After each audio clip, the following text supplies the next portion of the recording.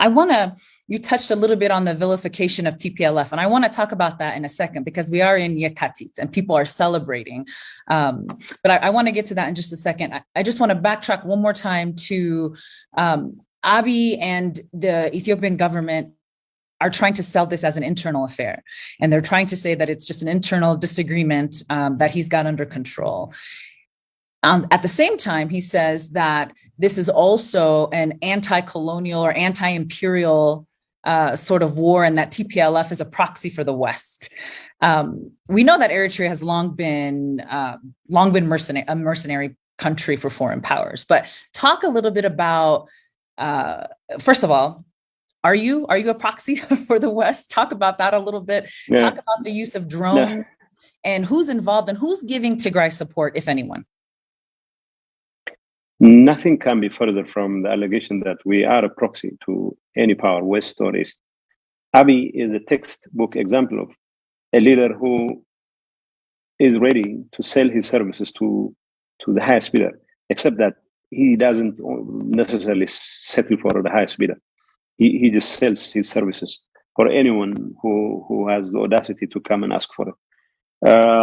Having said that, to hear Abiy and company waxing lyrical about anti-colonial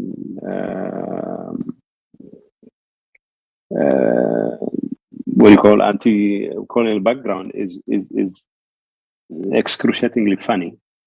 Abiy, I'll give you this specific example. Abiy, when he agreed to settle the Ethio-Eritrean dispute peacefully with Isaias Afwerki, the most ardent of Africanists would have thought settlement should come within the context of the AU, or at the very least within Africa.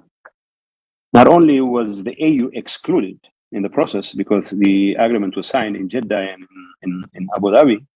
I have nothing against any agreement in Jeddah or Abu Dhabi, except that the then chairperson of the African Union, who had been invited by the Saudis to attend the signing ceremony, was then disinvited because Isaias Afwerki threatened to fail to show up for the signing ceremony unless that chairperson was disinvited. And nothing can be embarrassing if you are a genuine Africanist. I mean, to have to agree to the disinviting of an AU chairperson from attending the signing ceremony of two African countries, one of which hosts the African Union. If that is not abdication of African responsibility, nothing is. If that is not a willful humiliation of African ideals, nothing is. Coming back to what he is trying to do in Tigray, and the fact that he has invited the Eritreans to kill, well, quote unquote, his own people, the people of Tigray, at will, destroy property, vandalize property, took away everything they could lay their hands on, destroy factories, like nitpicking every valuable stuff, making sure that they could not be ever used again. Not just as factories, but also as as spare parts, or as anyway, as any meaningful resource whatsoever. This was done systematically, and this was done both by Ethiopians, the Amhara included, the Amhara expansionist forces included, and the Eritreans. I'll give you an example. Humara, they say, the Amhara expansionists say belongs to them, but factories in Humara were absolutely destroyed, because in the heart of their hearts they know that this territory doesn't belong to them. The people do not belong to them. I mean, you keep trying to create an artificial reality on the ground, but the facts are stubborn. They have difficulty going away. So this whole joke about Abiy being colonialist and TPLF being a proxy for the Western, that's That's absolutely unacceptable. In fact, Abiy knows better, and I don't think not many Africans buy that story anyway. I'm trying to avoid expletives. Yeah, no, it's okay. Thank you. So we know that drones have been introduced and used in a way that they've never been used before in Africa. We know these drones are coming from various countries, including China. Can you talk? The Chinese position is really, really perplexing. At least it is for me, because EPRDF gave China lots of access to Ethiopia and with various projects. And now, the Chinese have locked up the UN Security Council, for example, from being able to respond. And they say things like, well, the Chinese are impartial to internal affairs, and yet they're providing drones. So you can't be an impartial, but also part aggressor. So what do you think about the Chinese, and should other African nations be wary about Chinese involvement in their countries? Honestly, I don't want to speculate much on what the intentions of the Chinese. We know for a fact the Ethiopian government has purchased missiles from the Chinese. And of course, the drones, most of the drones that are being used, the Winglong 1 and probably the Winglong 2 belong to the Chinese. There is also a distinct possibility that these drones were provided by the Emirates, because the Emirates have also secured them from the Chinese. So it's a bit complicated, but the fact that the Chinese have always said no to any move by the United States government could be a culprit, could be part of the problem. Nobody knows why the Emirates are very much against Tigray. I mean, their drones are being used in the killing of children, in the killing of women. I don't think any meaningful political benefit can be made by weaponizing a reckless tyrant who has no clue how to hold a country together. To the extent that they have significant economic interest in Ethiopia, they should be part of ensuring the stability and the security of the country. What Abiy has done is what other enemies of Ethiopia have failed to achieve through decades, if not centuries, to ensure, to preside over the disintegration for the country. I mean, to the extent that there is a slim possibility of salvaging the Ethiopian state, I have difficulty seeing how, but it is going to be a very murky and complicated process. So the Emirates, the Turkish, in one way or another, have been involved in this. We know both the Emirates and the Turkish seem to realize that their involvement has not been the wisest of decisions as far as ensuring the stability and the security of the Ethiopian people is concerned. And my hope and expectation is that these people will come to their senses and see that working alongside with a tyrant who is busy destroying a nation is not the most strategic foreign policy decision they could possibly make.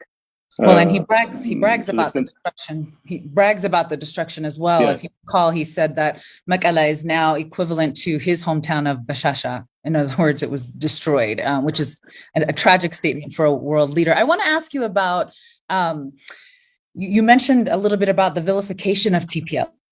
This month, we're celebrating Yekatit all over the world, marking, the start of the armed resistance and also the founding of TPLF 47 years ago.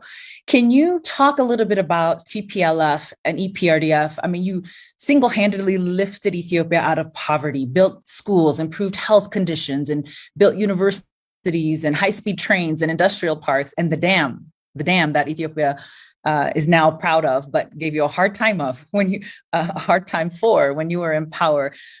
You're not given the credit, but you're saddled with the failures of the country. And let's be fair, there are plenty of things to criticize. But TPLF was was vilified, and Abiy successfully sold you as the boogeyman of Ethiopia, as you said. Tell us about TPLF. Who is TPLF, the movement, and who is TPLF today? Well, you see, let me start with اتحاد الكاتب, or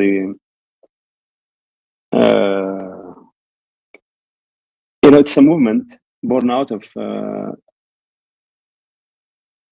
resistance to oppression. People of Tigray have for centuries found themselves at the receiving end of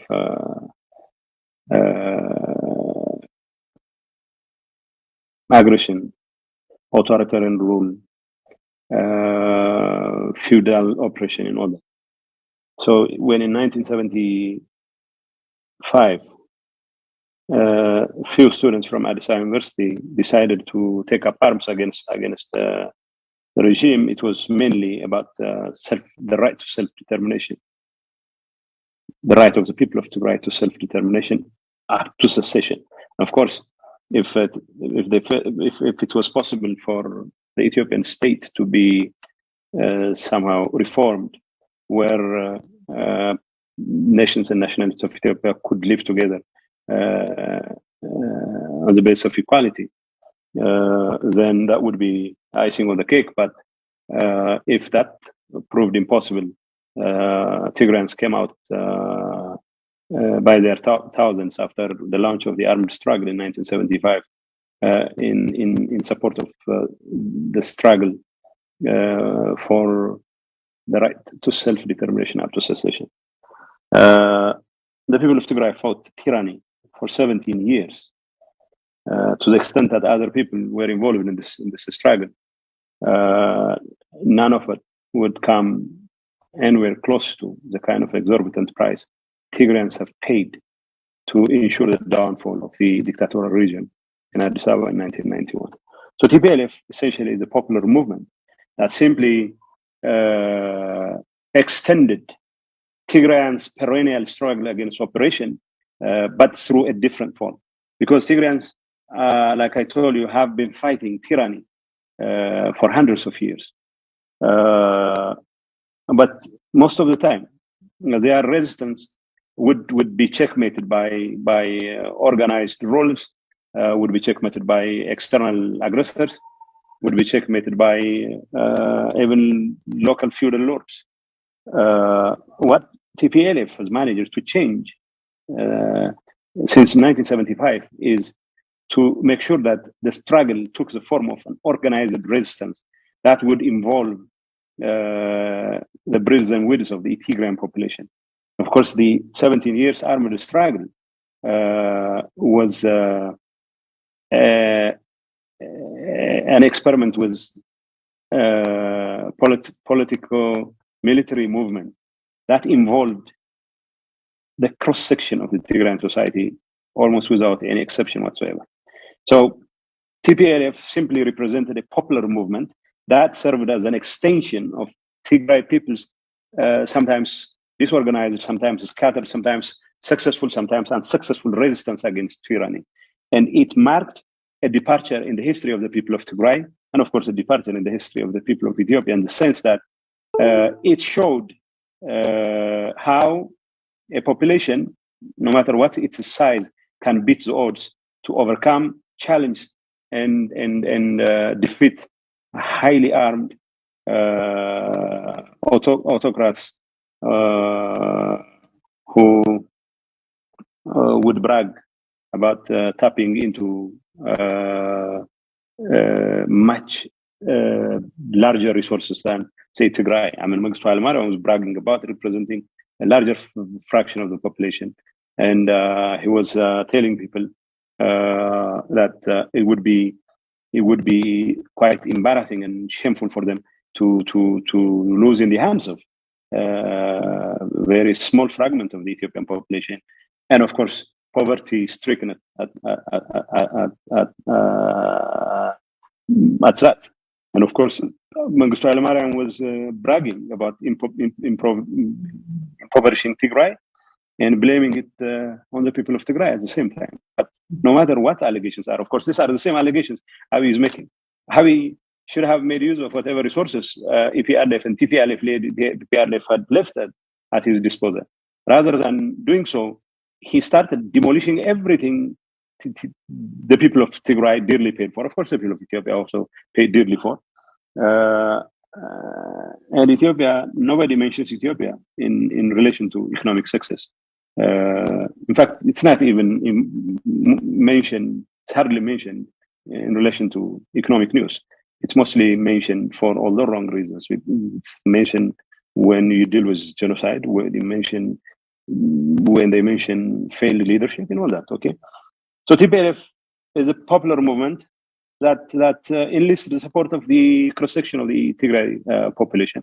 And of course, once TPLF took power, both in Addis and in Tigray, it has undertaken massive development and reconstruction efforts. But the success we have achieved in economic and reconstruction areas are not necessarily matched by success in creating institutions, democratic institutions, state institutions, and all that. What we have achieved is a far cry from the kind of resilient institutions that history of Tigray would normally have entitled us to. Yes, we still have a long way to go. We still are fighting against all odds to ensure our survival as a nation. TPLF is still engaged in leading the people of Tigray in this resistance. TPLF will continue to take stock of whatever failures it has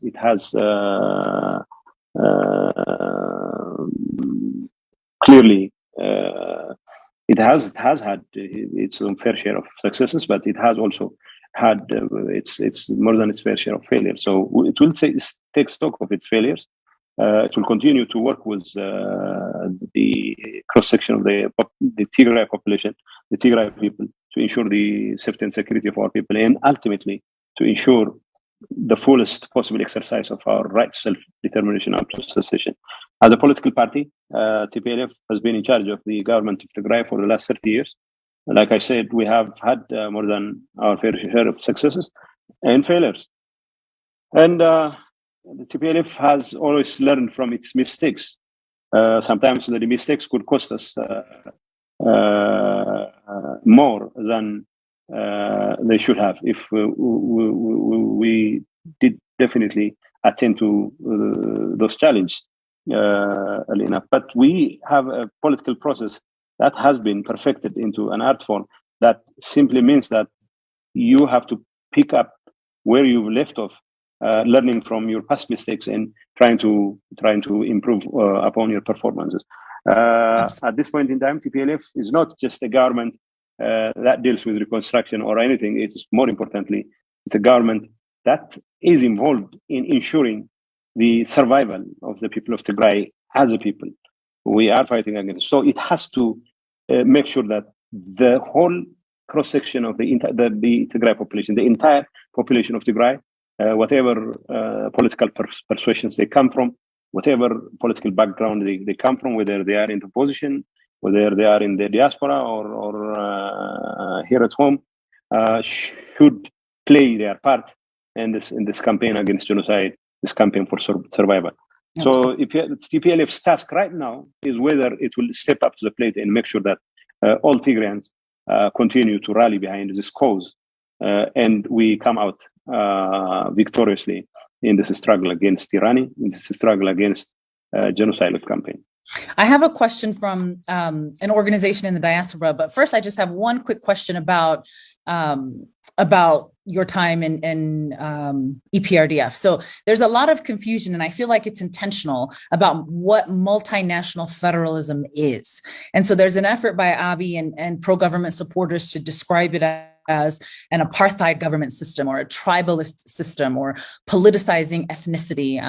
I understand multinational federalism as being an answer to all of those things, or at least it was an attempt to answer those issues, a way to prevent erasure and forced assimilation on very distinct people who share a country.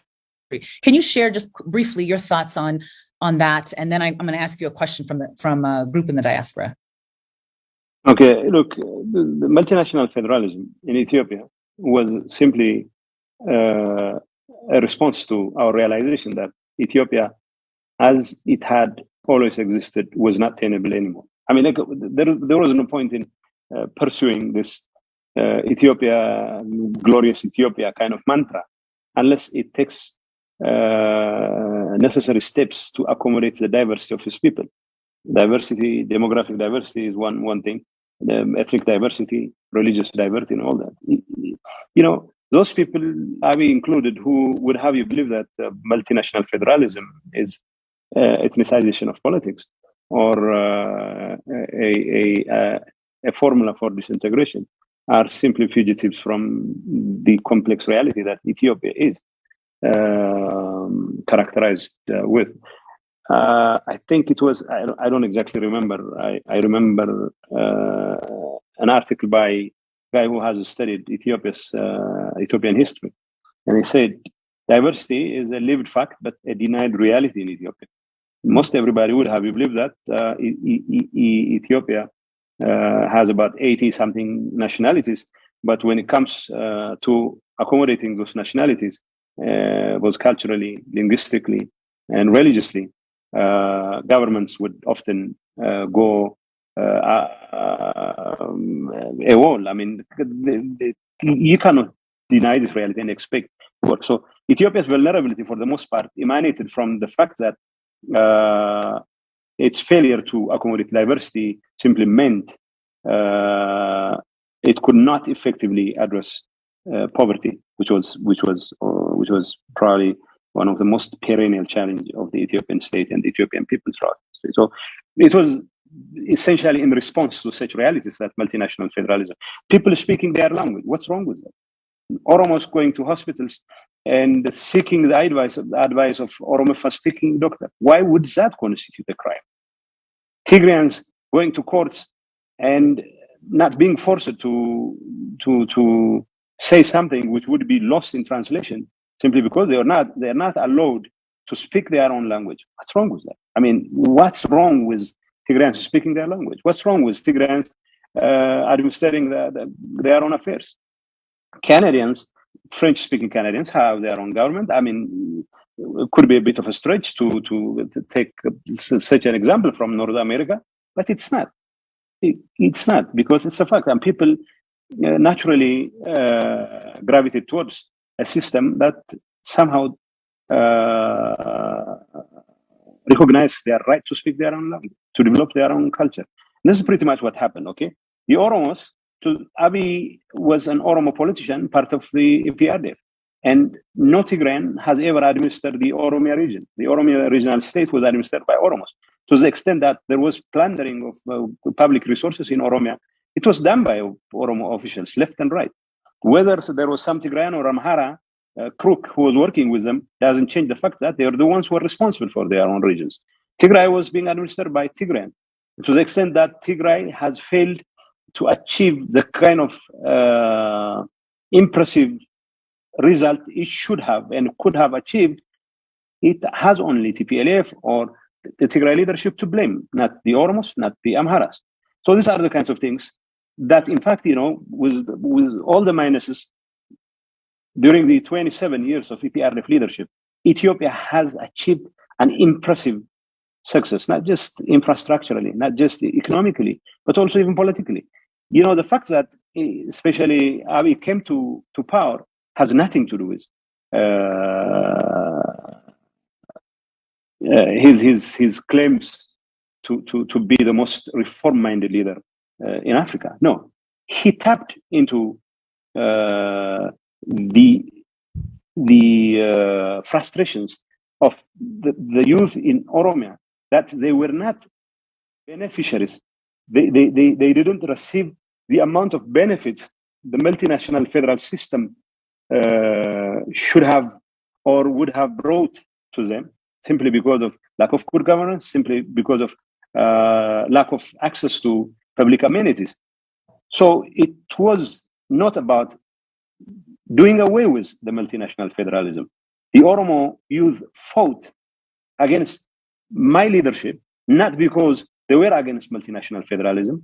They fought against our leadership simply because they thought that the kind of social justice, economic justice, that was changing the lives of millions of Ethiopians did not accrue to them. And this is a very valid demand, legitimate demand.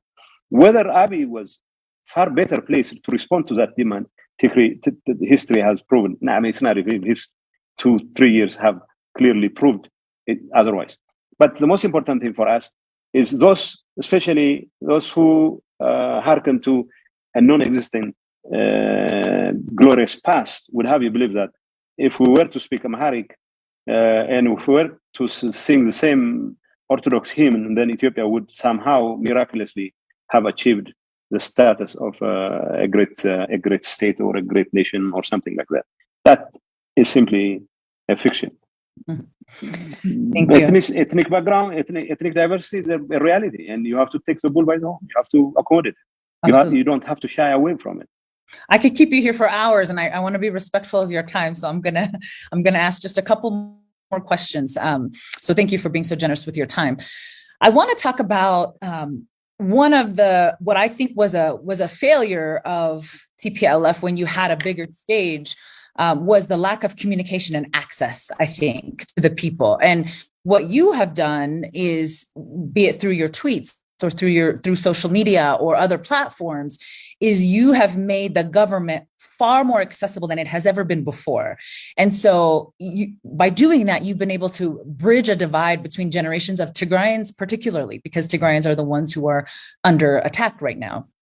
And for one, I would just want to ask you, did you ever expect such a rally from young people in the diaspora, Tigrayans who, many of whom have never been to Tigray before, even, second-born generations outside of the country? And then I have a question from two incredible sisters, the Gabramanhin sisters, Hausen and Ma'bel, who started Tigray Action Committee. And they wanted to say that they have been advocating nonstop to lift the siege on Tigray and to free their families who are trapped there and who they haven't been able to access or reach.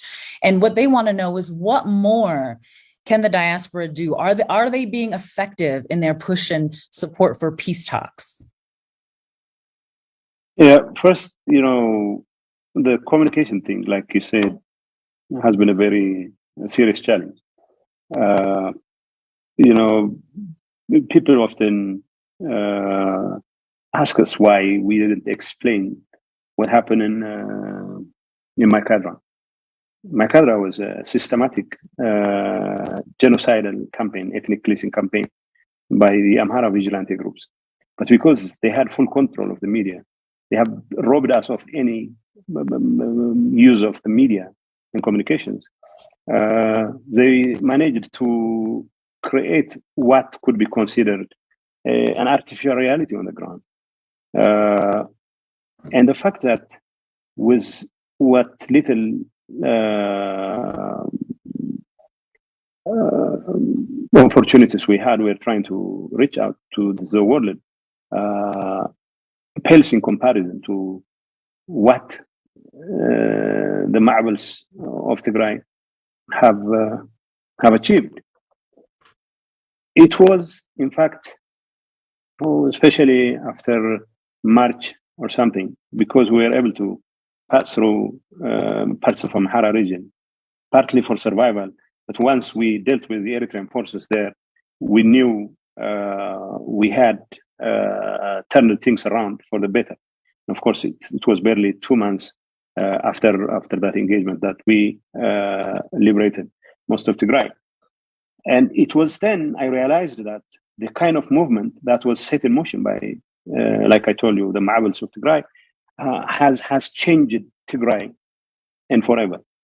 Well, I don't think the Americans, they've been very, very instrumental in raising awareness, of course, in calling for responsibility and accountability. We are grateful to that. And the rest of the world has been contributing its share. But I would say none of these efforts would come anywhere close to the kind of concerted effort made by Tigrayans in the diaspora. And we're extremely proud of that performance. And of course, my piece of advice is for you to stick to what you have been doing, because it has proved its mettle. If it wasn't for your efforts, it would have been almost impossible to locate Tigray on the map. On the I think on the 10th of December, it was clear that there was little in the way of hope for our resistance. But every village you go, that hardy peasant would tell you, would overcome it. Not in a matter of years, but a matter of months. They wouldn't even tell you, okay, it's not going to take 6 months. They would tell you, it's not just about pulling your legs, or it's not about make you feel good about yourself. It's just plain certainty on their part, and they would tell you, we want to prevail, and in a few months' time, and prevail we did. And that same spirit, hard peasant in Tigray has, pretty much is shared by people walking in the streets of Los Angeles or Washington DC, and London, and elsewhere in the world. So it's I don't know how to describe it, but what you have achieved is nothing short of miracle.